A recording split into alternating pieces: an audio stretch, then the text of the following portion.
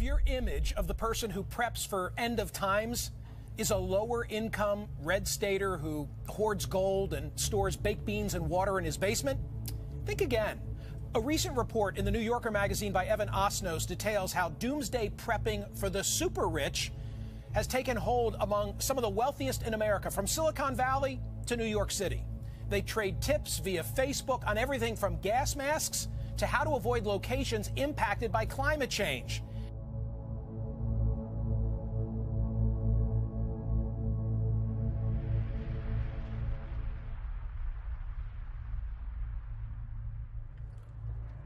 The only way you can see inside the recently closed Winnsboro, South Carolina Walmart is through a small hole torn into the cloth of the sliding front doors. The opening offers a surprisingly wide glimpse of a store that once sold almost everything the 3,500 residents of this town might need. It came without warning. 63 Sam's Club all over the country shutting down today. Members looking to shop here at Sam's Club in Owings Mills never made it through the front door. To make matters worse, it appears employees here had no warning, and rather than a pink slip, they received a rude wake-up call. And they said that the employees were called this morning and said they lost their job. Sears is announcing it will be closing 100 more stores between March and April. 64 of them Kmart stores, 39 of them Sears stores. This is on top of the 350 stores that Sears closed last year in 2017. The notice posted out front of the Sam's Club in Linden closed today and every day moving forward. I was in shock. Linden Mayor Derek Armstead says nearly 200 jobs wiped out in the blink of an eye, opened yesterday, and then today with no notice, closed. This happened all so sudden. We received a call at approximately 9 o'clock this morning informing us that there was going to be a major announcement. And at first I thought it was going to be good news, maybe perhaps expanding, but it was quite the opposite. I think the employees deserve at least some sort of notification. You shouldn't wake up and have to come to a location and find out you no longer have a job. Walmart should have been doing a victory dance with bright lights and trumpets, and now it's staring at floodlights. You know, it's done something bad. And so the wonderful thing it's done by increasing permanent wages for 1 million employees is now being defined by, sadly, 11,000 people being let go.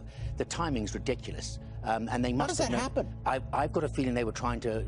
I can only look at this going, you were trying to slip this one under the carpet. There's no strategy here. There seems nothing really professional here, apart from you trying to cover up.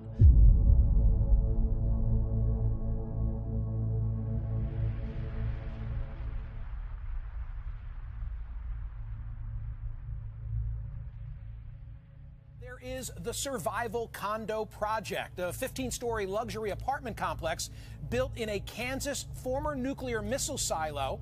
And for $3 million, you could have had a full-floor private apartment. What amenities in that bunker? Well, it's like a miniature cruise ship, Michael. It has everything from a rock climbing wall and a game arcade for the kids to continuing education classrooms, a library, a movie theater, a bar and lounge. It's got everything that you need to spread out and maintain some semblance of normal when things outside are anything but normal. Do your purchasers come and hang out, or are they only coming there in a worst-case scenario? Well, originally, when they purchased it, they believed that they were only going to come out when there was some catastrophe somewhere. But after they saw the level of finishes and the variety of things to do, they've started coming out regularly. Most of them come out between 2 or even 3 times a year and spend a week or two to get away from the hustle and bustle of the city and feel in a very safe environment.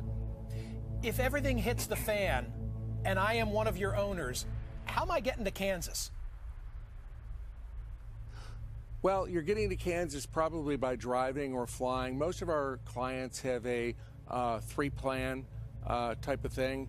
They also have purchased extended range armor vehicles. These people have vehicles that have a range of up to 2,500 miles without having to stop for fuel, and they're armored and they're bulletproof. So if it takes them 2 days to drive and they have to stop, they can get here without having to worry about a fuel supply. If I had $3 million burning a hole in my pocket, and I don't, among my concerns would be that I'm claustrophobic. Once I'm inside my apartment, I'm looking at walls, right?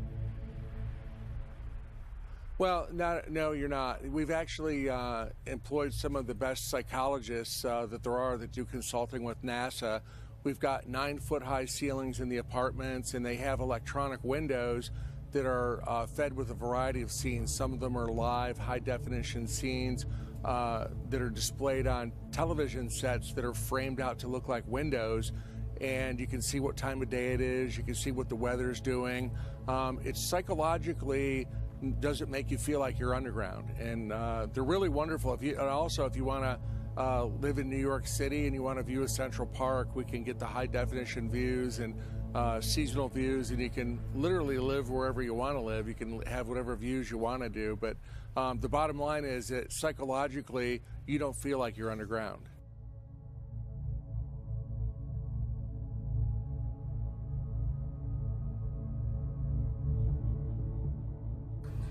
I'm going to sit down here with Jake, who's got his dog Bubba. Jake, who is homeless. Jake, you've found yourself some shelter here. Why are you outside during this entire hurricane? Well, I chose not to go inside yesterday because the Salvation Army and Russian Winds homeless shelter, where they were accepting people, were caught killing everybody that was in there. I'm sorry. Right. Okay. All right. So clearly you're homeless, and there are some challenges that you face, sir. But here's the big story. The company is now the first in the U.S. to offer its employees microchip implants the size of maybe a grain of rice. It's implanted between your thumb and your forefinger, you know, in that skin right there. And once you get the implant, you can use it to pay for the stuff you buy in the micro market. So instead of scanning your iPhone or your phone, your smartphone, your credit card, you just scan your hand.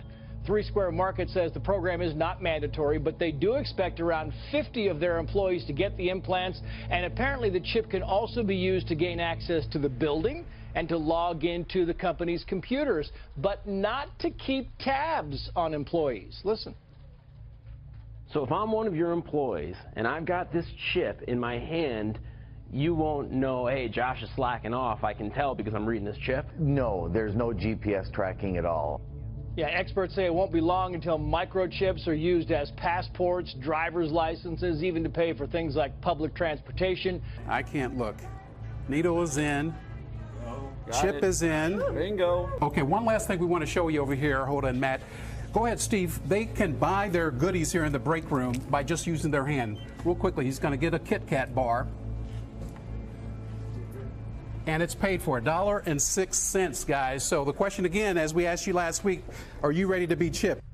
Dozens of employees at this Wisconsin vending company lined up to have a microchip implanted in their hand. You just hold your hand up and all the documentation comes up. Westby says the microchips are not GPS enabled and will not be used to track employees. But critics argued the technology raises red flags about privacy. Never in the history of, or at least modern history of the country, has there been a government shutdown when a single party is in charge of Washington. Hook, line, and sinker. House, Senate, White House, one party in charge, that's it. Republicans have it all. Yet the possibility of a government shutdown has escalated. Good morning and happy anniversary, Mr. President. You're present on the first anniversary of your inauguration. Well, it's a partial government shutdown. We come on the air, our government is shutting down. Just within the last 30 minutes, the short-term spending bill aimed at avoiding a midnight shutdown was shot down in the Senate. A very busy night at the White House and the Capitol tonight. Government shutdown will impact the way of life for millions of people across the country. Government shuts down. Military men and women on active duty will continue working, and operations around the world continue unaffected. But they won't get paid until after the shutdown ends. And certainly that doesn't help you when you want to put food on the table and you're going from paycheck to paycheck. So that does cause a hardship on everybody.